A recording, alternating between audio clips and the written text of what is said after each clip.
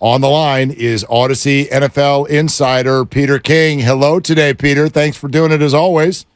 Hi, guys. How you doing? We're great, man. We're sitting here having a conversation that, quite frankly, is inspired by Logan Webb of the San Francisco Giants, calling for basically a culture change, more focus on winning, more accountability in the Giants clubhouse. Now, this also coincides with a few days ago, Kyle Shanahan getting a contract extension. To many, they felt like it was kind of out of nowhere. But I wonder what you think, Peter, when you look at today's athlete and think about what they want from a manager or a head coach in terms of how involved they are, how intense they are. What do you think is the right way to build that culture? The right way to build the culture is with the manager or the coach being exactly who he is, because there are all kinds who do it. There are dictatorial types who've won Super Bowls. Tom Coughlin comes to mind. Bill Parcells was one of those. Parcells was a really, really good communicator. He was gruff, but he was a good communicator. There's also quiet guys who lead by example, and I just mean as a player, kind of like a Derek Jeter type. He always said, I don't say things, I do things and hope that people notice. That's the way he led. And I think as far as a manager goes, you really, not only do you have to just be yourself, but I think you have to understand what it takes inside a team to win games. And I'll give you a good example. I don't consider Kyle Shanahan to be the bite your head off kind of guy. But when he wasn't satisfied really with Deebo Samuel's physical condition last year, he didn't make a big deal of it at all. But he went up to him and said, listen, you got to be better. We need you to be better. And I think that you have to know your team and you have to be totally unafraid of confrontation. I think for a coach, a manager, a leader, those are the qualities you have to have. But you also have to know who you are. And Kyle Shanahan obviously has a good handle on his team, and they have a good handle on who he is. You talked about needing somebody to be better than who they are. Why does America need Brock Purdy to be better than he is? Peter, you mentioned in your column that he's undefeated. And Peter, why do so many people want to continue to asteriskize, if I may, Brock Purdy? Listen, this is my pet peeve this week. And that is everybody looks at, he's done all right, but what? But what? 11 games he's played 3 or more quarters. The 49ers are 11-0, and he's got numbers better than two-thirds in those games, better than two-thirds of the quarterbacks in football. So what do you want exactly out of Brock Purdy? Really, tell me, what do you want out of Brock Purdy? And I just think, look, and somebody wrote me a really good email to my column this week, and his point was, he said, hey, I'm a big 49ers fan. Brock Purdy reminds me of somebody. He reminds me of Joe Montana. Remember, Joe Montana, 3rd-round draft choice. Nobody thought much of him. Small guy, blah, blah, blah. And he came in, and all he did was win. And obviously, he played great and all that. But anyway, my biggest problem right now with what we do as a sports media, quite honestly, is that we take too long to basically watch the games, see what the games tell us, and then make a judgment. We take way too long to say, hey, wait a second, Brock Purdy was the 272nd pick in the draft, so he can't be very good. Haven't we learned our lesson? Tom Brady, 199. Joe Montana, whatever he was, I don't know, 86. I forget what he was. But whatever he was, haven't we learned our lesson that look, it's the same thing right now with Puka Nacua. 177th pick in the draft this year. People can't accept that he's a really good football player because they're myopically looking at the number of pick that he was overall. And I just think, watch the games and make a judgment. Don't make a final judgment on a human being because of the number next to him is a low number in the draft. It's well said. We've been calling it draftism for a number of weeks right now, Peter. Yeah. And by the way, while we're on Brock Purdy, I want to remind all of our listeners about this conversation from Pro Football Talk just a few days ago. I think this is part of it. You may disagree with me, and that's fine. Wouldn't be the first time. I think when you think of a franchise quarterback, you think of Joe Montana, Dan Marino, right? Brock Purdy is just kind of a weird name. It doesn't sound like a franchise quarterback name. Purdy's a little too close to Turdy. I just think people have a hard time looking at that name and saying that's a franchise quarterback. I know when I first saw that name, that easily is the most ridiculous point you've ever made. That's easily the most ridiculous point you've ever made. Yes. That's absurd. That's one of the silliest things I've ever heard. I guarantee you I'm not the only person that's like, well, that's not a quarterback name. So, Peter, first off, I appreciate the role you played in that conversation. Yes. But secondarily, I know our audience has been waiting for today so we could ask you, what the hell was going on there? Was he kidding? What was that?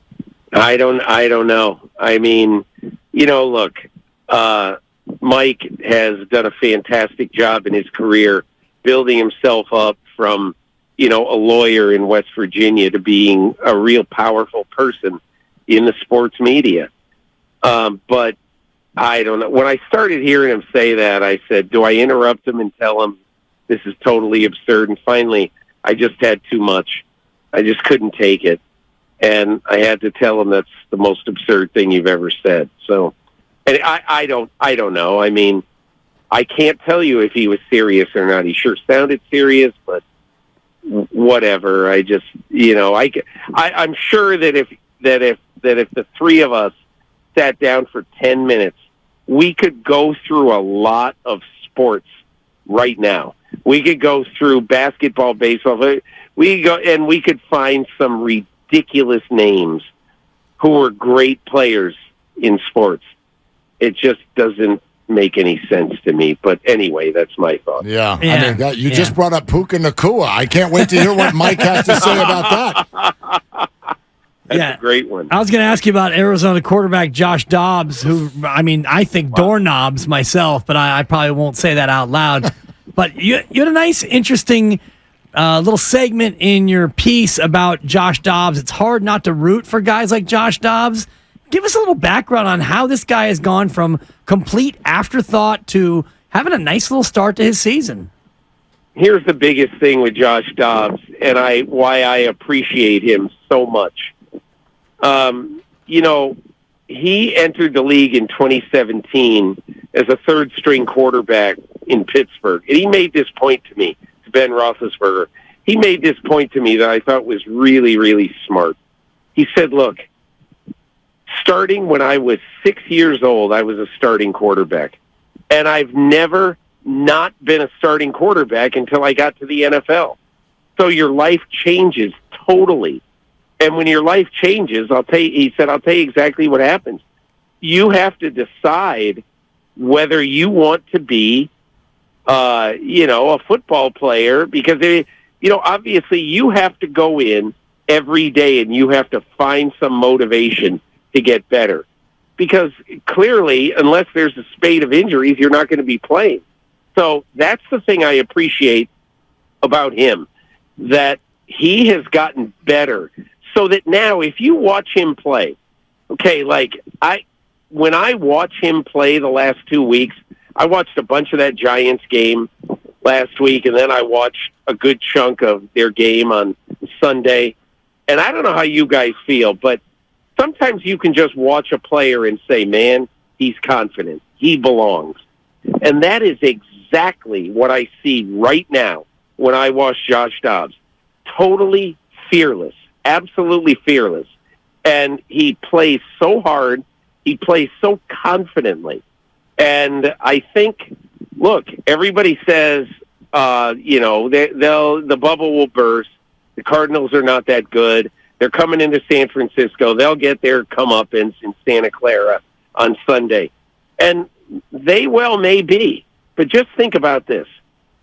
They have had leads in the second half of every one of their first 3 games. Okay? They had a 20-point lead over the Giants. They had a 12-point lead over the Cowboys. And so they have had big leads now in all of their games. Well, they had a normal lead. I forget how many points it was, but it wasn't a lot, against Washington in week 1. And at some point you have to say, they've been ahead in the second half of all these 3 games. How could that be a fluke? It's not a fluke. Watch the games. Just watch the games. And look, this is not, I think the 49ers will win the game. This is not a walkover by any stretch of the imagination. Peter King with us here, Willard and Dibs, 95.7 The Game. Straight from your Football Morning in America column yesterday, Peter. Quote, I have no idea how long Deebo Samuel can last playing the physical style he plays, but I doubt he makes it through 17 games playing that way. I've long watched him, and while we love it, the concern level is so high. But Peter, what do you do about this? Because doesn't it seem like that's just that's the cloth from which he's cut? Yes.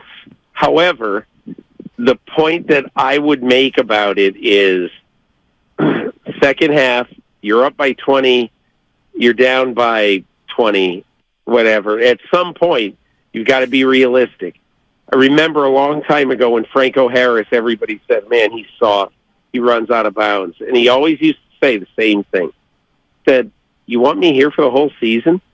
I mean, I got to be smart if I want to be here for the whole season. And look, I'm not saying that he should change his style of play. He is a great football player. I loved when Amazon the other day showed the video of Mark Bavaro dragging Ronnie Lott in that incredibly interesting and memorable game at Candlestick, 30 years ago. The reason that was so apt is that you saw that the other night with Deebo Samuel, and you see it with him a lot. And so I think he is one of the 8-10 most fun, interesting players to watch in the sport of football. I want to see him every week. So I don't think there's any crime with knowing when to fold him. Okay, and I'm not even saying that on any of those plays the other day that he should have folded him. But I am saying that I think sometimes you just got to be smart if you're Deebo Samuel. Yeah, it's tough because the mentality of that team is such a physical one with the fullback and a lot of 2 tight end stuff. And so it's tough to separate the two. On the other side, not to call Miami a finesse team, but my goodness, Peter, what they did on Sunday, a glorified track team putting up 70 on hapless Denver. What did you make of that newfangled offense with the no-look shovel pass and all the fun that Miami's having? Look, Mike McDaniel, I think, is, he's out of the Shanahan tree. Kyle Shanahan, obviously being at the head of that tree because he was with Mike for so long. But obviously you've got Sean McVay, you've got Matt LaFleur, and now you got Mike McDaniel. And to me, I think what makes Mike McDaniel so interesting is that every week, and I mean every week, I see something. I'm not saying maybe that I've never seen before, but I see something that makes me stop in my tracks. And if you watch that game the other day, and I happen to be watching that game for a good bit of that game, the early game, and you see Tua Tagovailoa making a no-look shovel pass, what makes it so great is that in motion was Tyreek Hill, and he's coming around the formation, and you could swear Tyreek Hill is going to get the ball and it's going to be a foot race to the pylon. But no, sort of a play action to Tyreek Hill, and then he shoveled it, obviously, to Devon Achane, and it was a touchdown. I think that is so much fun to watch, and I think just in general, the Miami team is really a lot of fun. I hope for their sake. We've seen them now 3 games. We got 14 more to go. Honestly, the only thing I root for in the NFL, I root for health. Because, in my opinion, I think it would be an absolute total shame if we don't get to see if these Miami Dolphins can take this farther than they've taken it before because of injury. So, personally, I kind of hope that they're able to keep the band together. Crazy thing the other day is they're without Jalen Waddle. And, so nobody is going to get through this season unscathed. But Miami really has a lot of weapons to be able to threaten teams. Peter, when you mentioned Mike McDaniel coming from Kyle Shanahan's coaching tree, how much do you think he is his own guy and his own creator, or how much do you think he is pulling from Kyle? Most coaches who will admit, they steal from everybody. And I think all coaches do. Every head coach has a person on his staff that they get ideas from. Doug Peterson in 2017 in the Super Bowl against New England tasked his team when they went to Minneapolis that year. He basically told them, okay, the hay's not in the barn yet. I want you guys to find some more plays for me. And Mike Groh, who was the receivers coach at the time, and Frank Reich, who was the offensive coordinator, actually came up with a play that they stole from teams that did it against the Patriots that led to, instead of trips right, 4 receivers on the right and only 1 on the left, tight end Zach Ertz. And tight end Zach Ertz ended up catching the ball that won the Super Bowl, the only Super Bowl that the Philadelphia Eagles have ever won. And that came from Mike Groh and Frank Rowe inventing a play that they found on video the week before the game. So all coaches steal. All coaches borrow. So I do think Mike McDaniel does take stuff from Kyle, takes stuff from Mike. No question about it.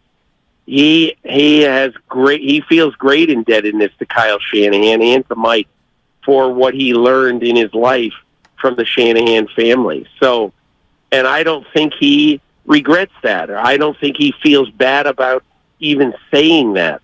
So to me, I'm sure that Mike McDaniel would say, I still get a lot of stuff to this day from the Shanahan family. Peter, we know you got to run real quick. I think there were some people whose eyebrows went up with Kyle Shanahan and John Lynch getting contract extensions now because they weren't up anytime soon. What can you add there? I don't know what happened. I've not talked to anybody out there, but I think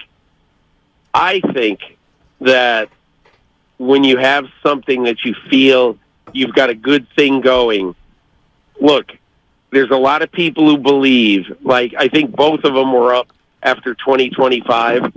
So a lot of people would believe, okay, we want to get this deal done no later than sometime in 2024. If you know that and you're positive that you're going to keep these guys, the price is only going up. Why don't you do it now? Yeah. And so I don't know what the numbers are or where they stand both on the GM list and the coach list, but I'm sure Jed York said there is nothing that's going to happen in the next 18 months that is going to make me not want these guys to run my football team.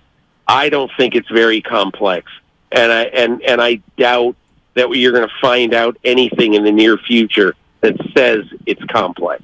Peter, great stuff as always. Thank you, and we'll talk to you next week. Sounds good, guys. Thank you. Thanks, Peter. All right. That was Audacy NFL insider Peter King right here every week on Willard and Dibs, 95.7 The Game.